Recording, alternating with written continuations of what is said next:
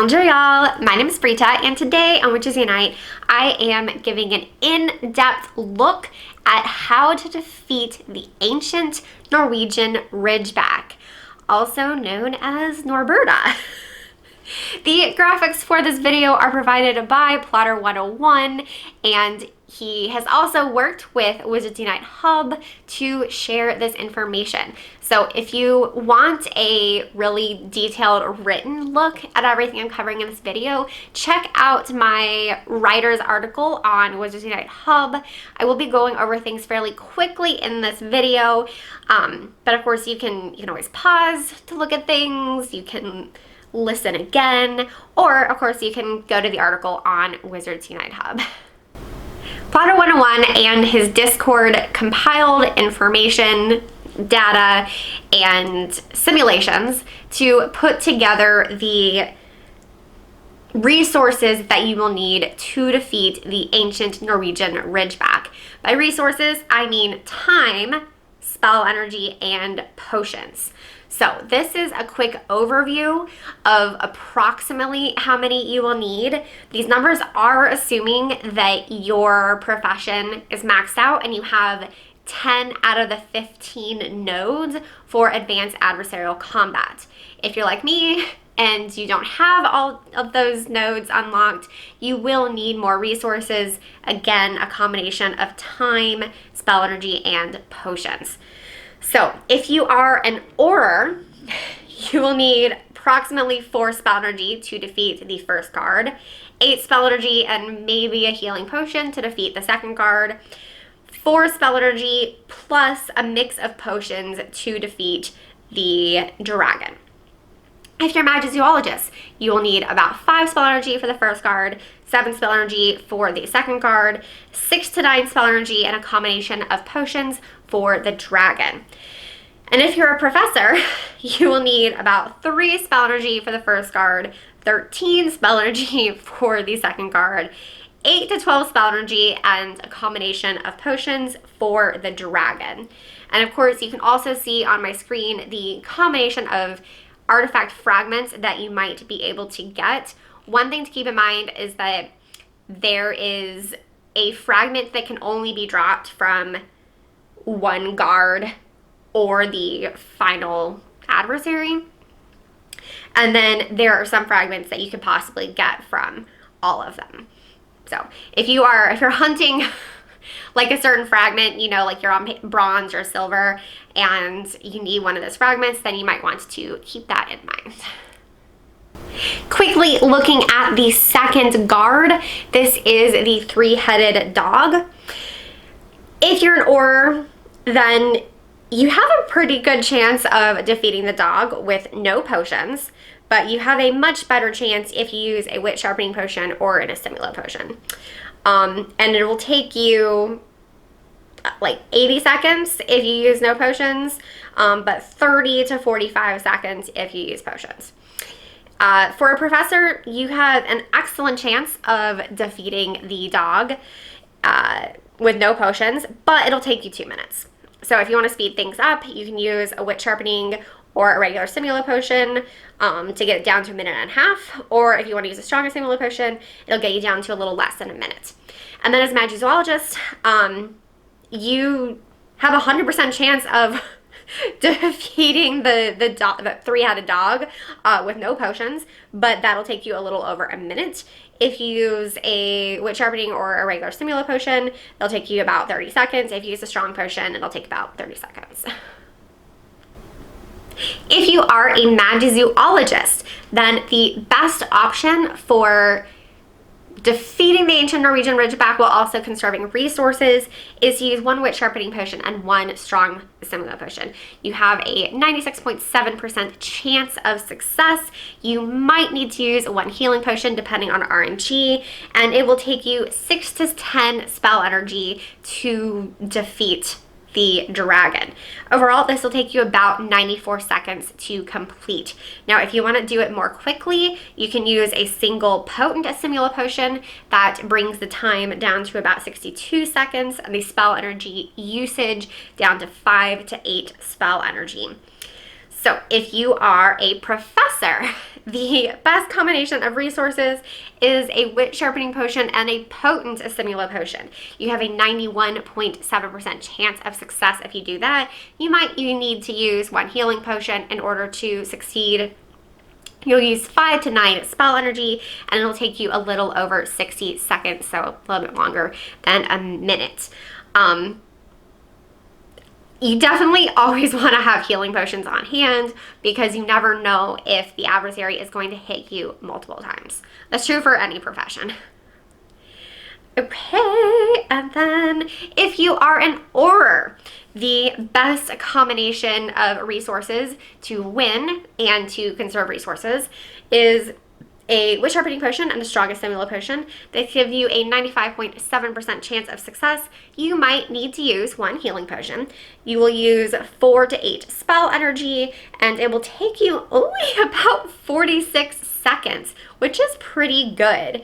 So if you want to use less spell energy, you can use a potent potion by itself or with a wit sharpening potion. That will also speed up your time just a little bit. If you are like me and you have not completed all of those nodes, then you might be wondering what kind of resources you need to have to defeat the ancient Norwegian Ridgeback. Plotter 101 has also put together an interactive spreadsheet. I will link that in the description down below. You need to go there and make a copy to your Google Drive. Then you can input your personal information from the game and use that to get an idea of how many potions that you will need in order to survive the encounter and to defeat the adversary. Okay, I know I said I wasn't going to go over the spreadsheet again because it's in my last video, but Plotter 101 has actually updated the spreadsheet. This is version 2.0.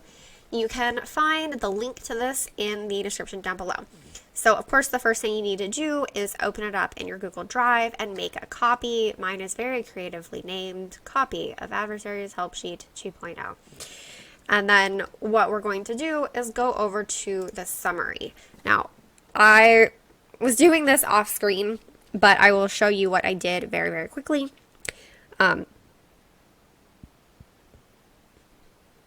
Current disease. Okay, so going over to my combat training, you can see my advanced adversarial combat.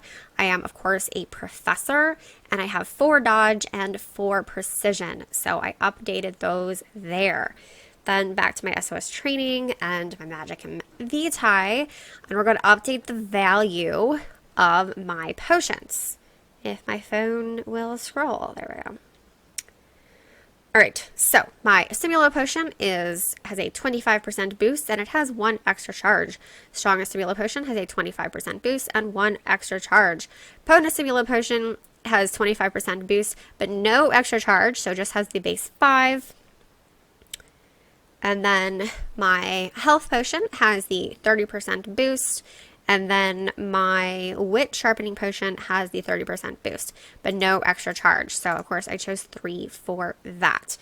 Now, this video is on the ancient Norwegian Ridgeback, and I do apologize that it's being posted after the Dragon Adversaries event. Life got in the way, but it's still helpful for future Adversaries events, just to give you an idea of the resources that you need to defeat the ancient Norwegian Ridgeback. So up here, you can choose the adversaries that you want to consider. So I have the Basilisk, the Aragog, and ancient Norwegian Ridgeback all selected because, of course, the next event is Basilisk and Aragog. So we're going to look at the ancient Norwegian Ridgeback for this particular one, which is the bottom one, up against the common troll.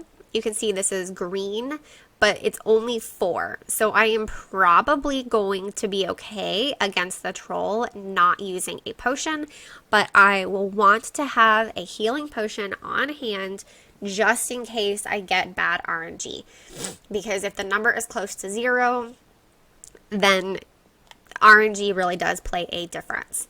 Here, against the 3-headed dog, it's also green, but it's 13. So that means I am safe.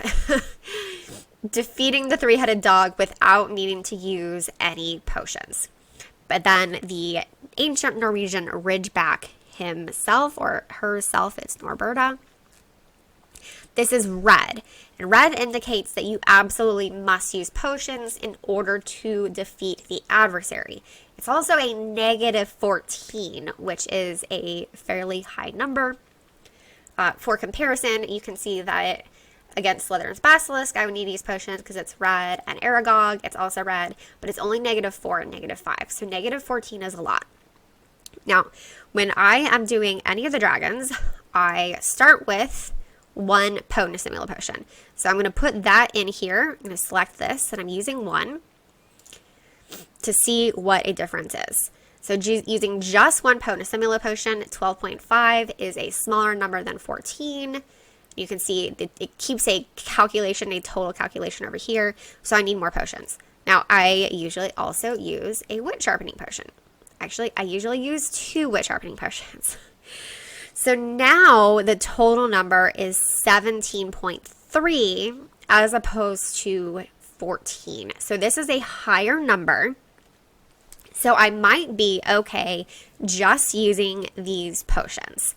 However, again, you always want to have a healing potion on hand just in case of bad RNG. The difference is only 3.3, which is really small. So if I get hit multiple times, I'm going to need a healing potion. And you can see if I add in 1 healing potion, then my overall number comes up to 21.4, which gives us a little bit more wiggle room, a little bit more comfort compared to the 14. So, and I can tell you, having recently done the event, that I did have multiple encounters where I was fine with just a single potent and 2 wit sharpening potions. But then I also had encounters where I needed the 1 potent, the 2 wit sharpening, and the 1 healing potion. And I even had one that hit me so many times that I used 1 potent stimula potion, 2 wit sharpening potions, and 2 healing potions in order to defeat the ancient Norwegian Ridgeback. So I hope this spreadsheet will help you guys figure out what resources you need in order to defeat your adversary, any event adversary. This is a really great planning tool to kind of help you, take stock of your potions before an event begins. And that can help you decide, should you maybe just work on the guards so that you don't have to use as many potions, and that way you're still slowly collecting artifacts? Or do you have enough potions that you can take out the final adversary? And I really do appreciate the spreadsheet because, again, you can customize it based on your profession and your advanced adversarial combat and the strength of your potions. Because all of the charts that I went over just a minute ago, those assume that you have 5 out of 5 for dodge and precision and that you have maxed out all of your potions, which is just not true for all of us. Now, I know that there were some questions as to why you might want to do all of this, especially because this information isn't helpful in the middle of an encounter. Like, if you're already fighting the dragon, you don't have time to pull up a spreadsheet to figure out how many potions you need. But this is really helpful to do before an event begins or before you're just out searching for adversaries outside of events. You can find them in parks and other places that have lots of map activity in general, even when an event's not going on. So the idea is that if you already have sufficient potions before trying to defeat the final adversary, because you really don't want to use a lot of spell energy in an encounter and then go to your potions and realize that you're out of healing potions or you're out of stimula potions, because then you have lost that time and that spell energy because you don't have enough resources to continue the encounter. So this just gives you an idea of how much stock of potions and spell energy that you want to have on hand in order to defeat adversaries. That is why this information is useful for players. So As always, thank y'all so much for watching. If you like this video, give it a big thumbs up and leave a comment down below with the adversary that I should do next. So I'm gonna do a video like this for all of the adversaries eventually, and between me and my team at Wednesday Night Hub, we will have articles on everything eventually, but it is gonna take time. So if you have a preference, I can go in a certain order. Just tell me which adversary would be helpful for you for me to break down. So that's it. Yeah, thank y'all so much for watching. Until next time. Au revoir, witches.